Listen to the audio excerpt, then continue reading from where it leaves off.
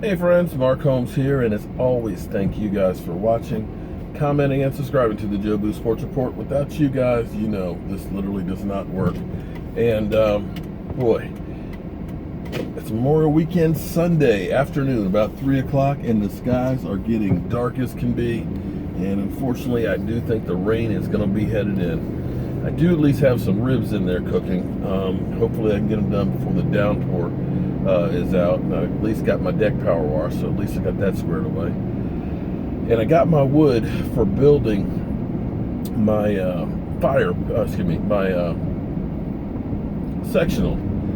So if the company doesn't come over, I may be starting to work on that this evening while it's raining stuff. If not, I'm going to start building them tomorrow. So that'll be fun. At least get that stuff out of the way and things. But, Lordy, my mind is just kind of foggy. I've been out in the heat and stuff, and I'm kind of a little bit worn out. So right now, as it stands today, Xavier lays the woods, is one of your starting safeties, and Jeff Heath is your other. And Lewis is backing those two guys up. How you guys feel about that? Chris Richard is really high on Xavier Woods, and I think he's going to be really good. The interesting thing is, I didn't hear anything about Kevon Frazier there backing up, so I'm curious as to where that goes. Kevon Frazier, I think he can actually be a good player too, but you know, I know Vosh says that, you know, Jeff Heath had more interceptions than Earl Thomas, but I don't think Jeff Heath is the guy I want out there every down. He needs to definitely take some math lessons, definitely geometry, because he takes some really bad pursuit angles. But I'm still worried about the safety position. How do you guys feel about it? There are some safeties that are out there, but two of them nobody's going to touch because of the anthem protests. And that's Eric Reed and Vaccaro. You know, both of those guys were major forces in the anthem protests, and we know Jerry Jones is not going to go anywhere near that. Now, I've talked to you guys last night about Chris Richard.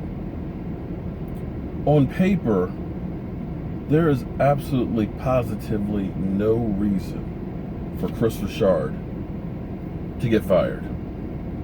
You're talking about a team, in the 5 years he was there, 3 years, number one on points given up. 1 year at third and 1 year at 13th. The best we have been in the last 5 years is 12th last year.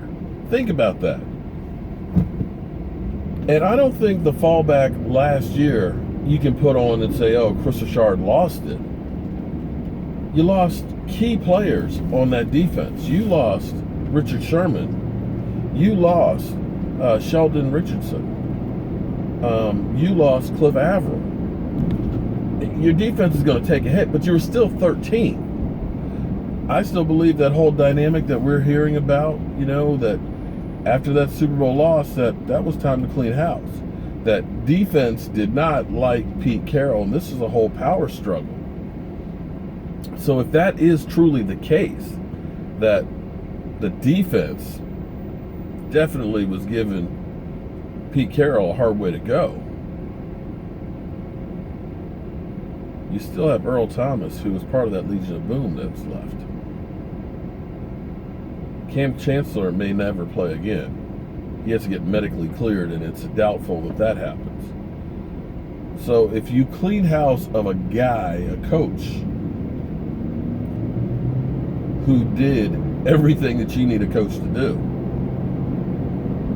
you got rid of all of the guys in there that were part of that revolt, except for one guy,